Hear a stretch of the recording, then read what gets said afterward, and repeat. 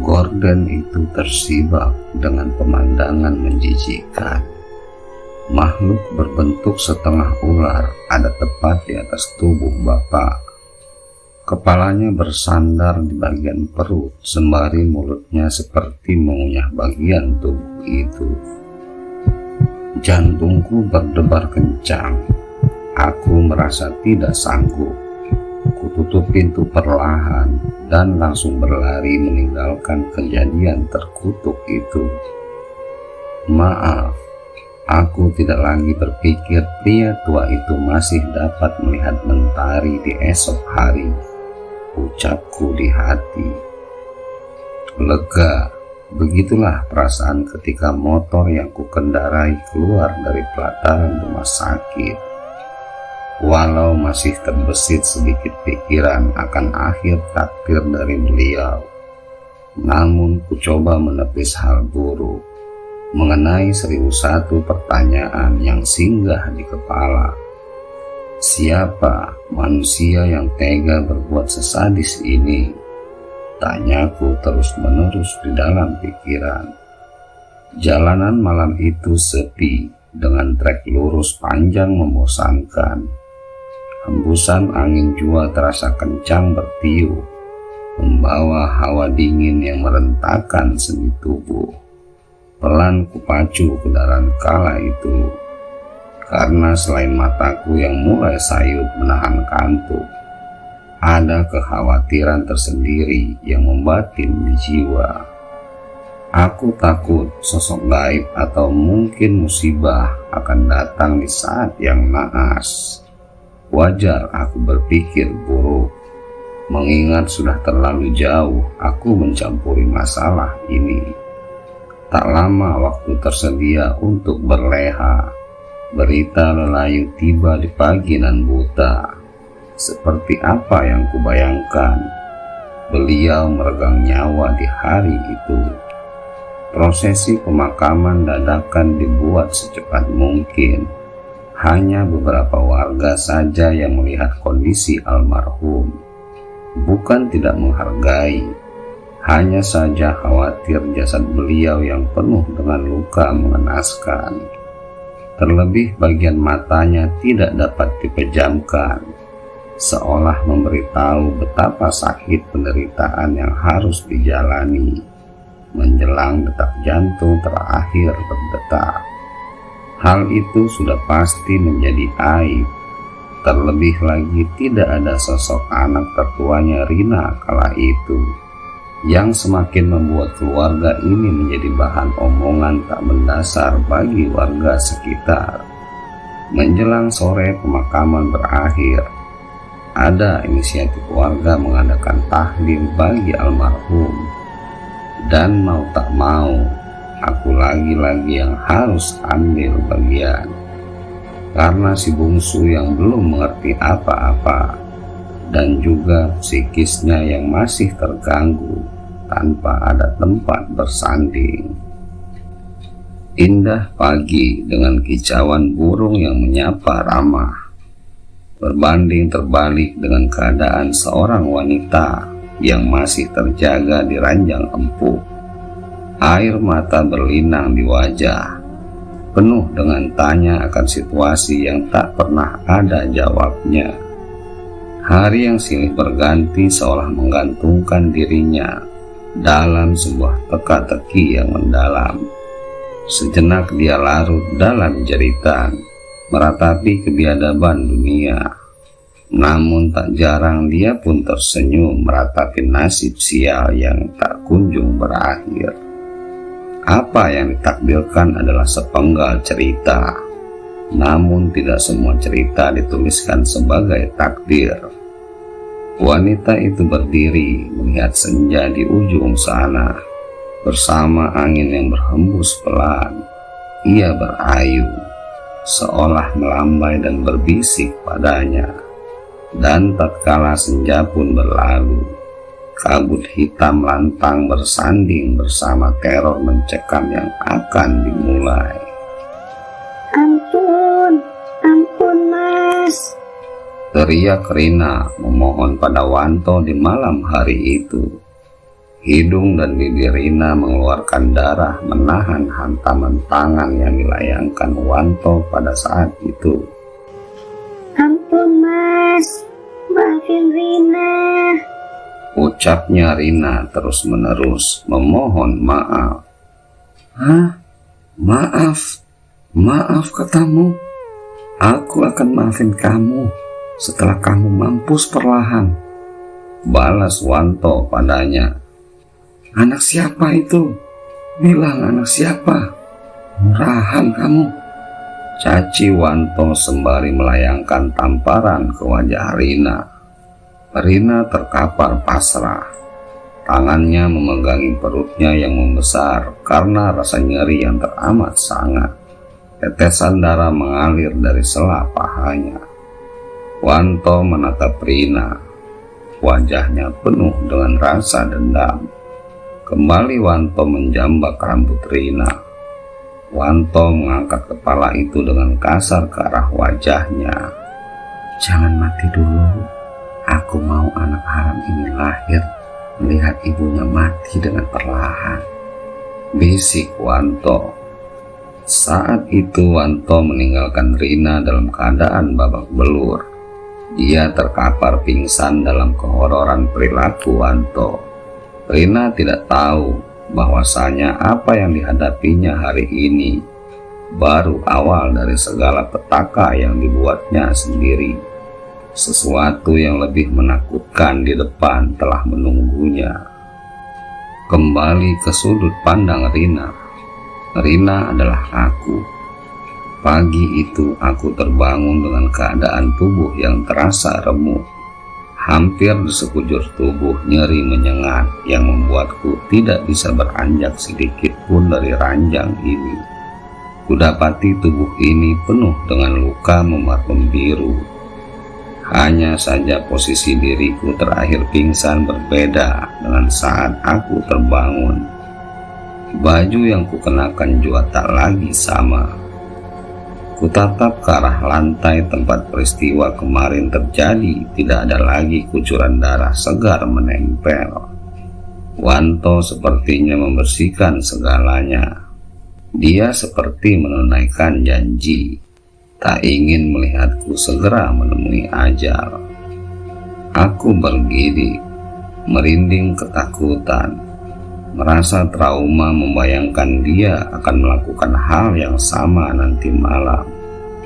Terlebih kaki kiri ini dilingkarinya dengan rantai tergembok, memasung aku di kamar belakang. Kulemparkan makanan yang ada di samping tempatku terbaring. Kenapa psikopat ini tidak membunuhku saja? Pintaku sembari menangis. Andai saja aku mendengarkan Yanti, mungkin aku hidup tenang bersama Bapak saat ini. Ucapku kembali. Tidak ada jalan bagiku untuk kabur. Badanku yang sakit ditambah pasungan rantai ini hanya membuatku terduduk meratapi nasib. Belum lagi alat komunikasiku juga disita olehnya. Aku sangat ingin mati saat ini. Mas Wanto, bunuh aku. Tolong bunuh aku. Teriakku kala itu penuh dengan rasa frustasi. Aku benci kala malam tiba. Suasana horor kian kental terasa.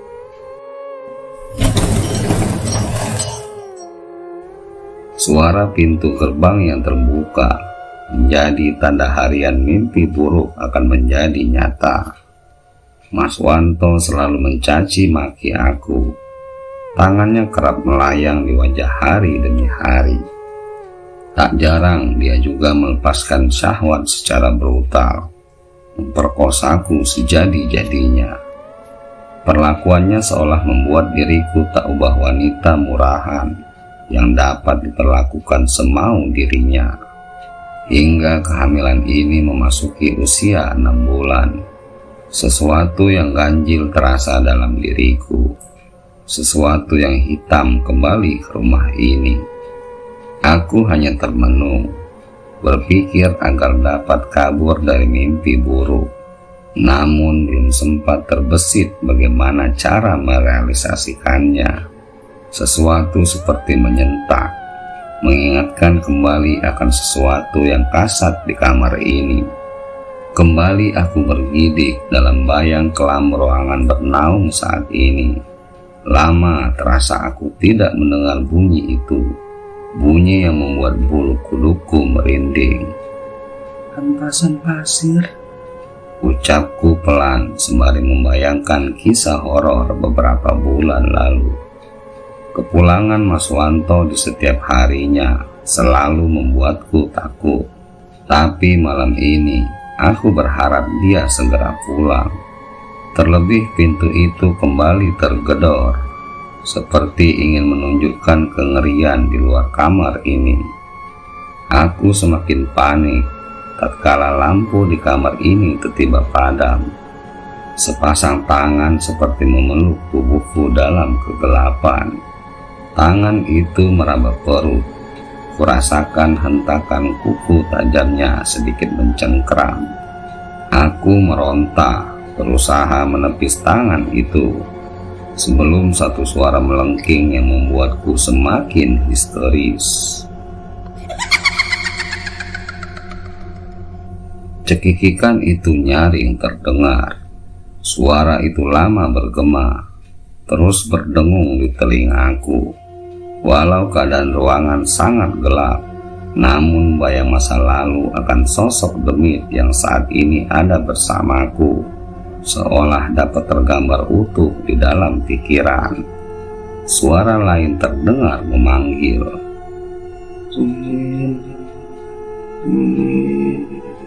Ucap suara yang sepertinya tak asing kurasa. Samar terlihat sosok lain, seperti berdiri tepat di depan pintu. Dia mengenakan kafan terbungkus layaknya jenazah. Aku bergidik, bukan lagi takut akan dua demit yang ada bersamaku saat ini. Firasatku berkata, kengerian ini bukan lagi menyerang diriku.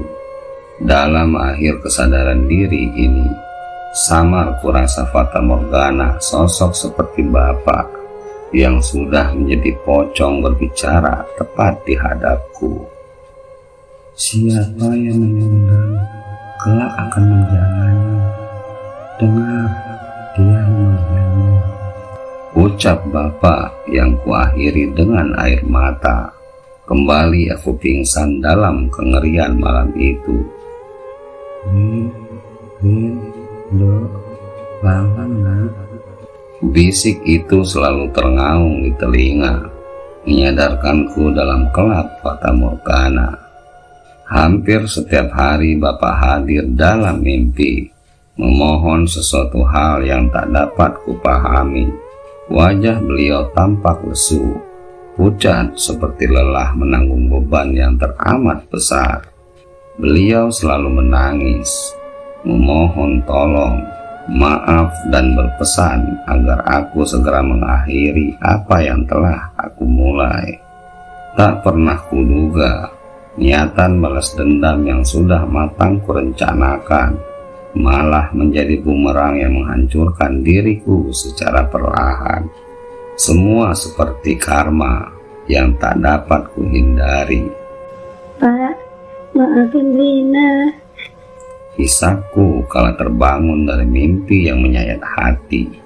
Hasrat sesaat yang membutakan hati, membuatku melampiaskan dengan cara yang salah. Pertemuan dengan Darman, mantan suamiku kala itu, bukanlah sesuatu yang kurencanakan. Salah ku terbuai hingga menceritakan hal yang seharusnya tak patut tertuturkan. Terlebih lagi, aku malah terjerumus ke dalam dosa dan melupakan kodrat sebagai istri yang seharusnya menjaga kehormatan suaminya. Dan sampai aku kembali bertemu Yanti, semua telah terlambat. Tak pernah terbesit Mas Wanto akan membalas kesalahanku dengan sekejam ini. Memasuki usia kandungan 7 bulan, aku sudah tidak merasakan nikmatnya arti kehidupan. Teror horor dari perilaku Mas Wanto maupun demit biadab rutin kuterima hari lepas hari, yang membuat aku mulai kehilangan akal sehat. Andai bisa kupilih kematian, sudah pasti aku akan meminta. Pagi itu Mas Wanto datang dengan wajah yang sedikit murung. Lama dia memandang dengan riak muka iba terhadap keadaan yang sebenarnya dilakukan olehnya. Dibukanya pasung yang menjerat kaki. Perlahan dia membelai diriku, memampahku untuk membersihkan diri. Entah apa yang dipikirkannya, aku merasa aneh atas kebaikan itu. Terlebih untuk penyiksaan tak manusiawi yang dilakukannya padaku. Dek, aku nggak tahu harus berkata apa, ucapnya padaku. Aku hanya terdiam, enggan membalas ucapannya. Ada apa dengan manusia ini? Tanyaku membatin. Apa pintu hatinya sudah memaafkan aku? Atau hanya akal-akalannya saja untuk membuat diriku semakin merana? Terlebih satu perkataannya padaku yang semakin membuat aku tak habis pikir akan apa yang terjadi di pagi itu. Siang nanti Mas antar kamu pulang ya, kamu gak usah bingung, katanya kembali. Aku masih tertegun diam, sembari menatap wajahnya. Hal yang tidak pernah berani kulakukan dalam beberapa bulan terakhir. Kamu serius atau hanya mempermainkanku? Tanyaku padanya. Lama dia memandang, wajahnya kembali sinis. Aku masih dendam, sangat dendam malahan, Dek. Ingin aku membunuhmu, serunya yang kembali membuatku bergidik. Ibu tahunya kamu hamil. Ibu pengen ketemu kamu. Bagaimana bisa aku berkata padanya itu bukan anakku? Mau kemana wajah ibu atas semua yang sudah dikatakannya pada Yanti? Aku gak bisa bayangin hancurnya beliau kalau mengetahui anaknya mandul. Tutur Mas Wanto padaku. Mas Wanto menangis, dilayangkan kepalan tangan tepat di samping wajahku. Berkali-kali tembok kamar itu dipukulnya dengan keras. Tega kamu, Rin, tega kamu, ucapnya berkali-kali sembari terus memukul dinding kamar itu. Maaf Mas, kalau kematianku menjadi satu-satunya pengobat dendam itu, aku ikhlas. Ucapku memelas, tidak tahu harus berkata apa lagi padanya. Singkat cerita, kami berangkat pulang siang itu. Ada perasaan senang dalam diri, namun perasaan mengganjal masih tetap terasa. Aku khawatir ini hanya jebakan yang niat dilakukannya untuk membuat diriku semakin menderita. Terlebih satu pesannya membuatku merinding. Takut sesuatu yang buruk sedang terjadi di tengah keluargaku. Sekitar jam 10 malam, kami tiba di rumah. Keadaan terlihat sepi. Hanya lampu penerangan di depan rumah yang tampak bersinar. Aku melangkah mengetuk pintu rumah. Assalamualaikum, Pak. Ucapku yang tak mendapat balasan dari dalam rumah. Lama aku memanggil mereka. Bahkan sempat aku mencari celah lain, mengetuk jendela kamar bapak atau adikku, berharap pintu itu akan dibukakan bagiku. Semua usaha percuma, tidak ada orang di rumah itu. Aku merasa heran kemana mereka pergi. Berbanding terbalik dengan diriku yang disibukkan mencari keberadaan keluarga, Mas Wanto hanya berdiam diri di teras rumah tanpa sedikit berkata apa-apa. Dia seperti gelisah. Tangannya mengepal dengan mata yang sesekali melirik diriku, seperti ingin mengatakan sesuatu. Kamu kenapa, Mas? Ucapku. Maaf, Rin, kita pulang karena... Belum sempat dia berkata, Beberapa rombongan warga melintas dan mengarah ke rumah ketika melihatku. Wajah mereka terlihat panik, sembari melangkah lebih cepat menyamperiku. "Kamu dari mana saja, Nduk?" ucap Pak Kasim bertanya. Aku bingung harus berkata apa. Terlebih mata mereka memandang tubuhku yang berbadan dua ini. Belum lagi mata mereka seperti mengamati luka lebam di wajah. Mas Wanto diam tertegun, seperti takut melihat keberadaan warga di sana. Dan sesuatu yang mengejutkan terungkap. Hari itu aku memahami arti kehadiran Bapak berkali-kali ke dalam mimpiku. Ucapan Pak Kasim tak dapat kuterima dan membuat mentalku semakin hancur. "Rin, Bapak mau tanya, kamu sudah tahu kan?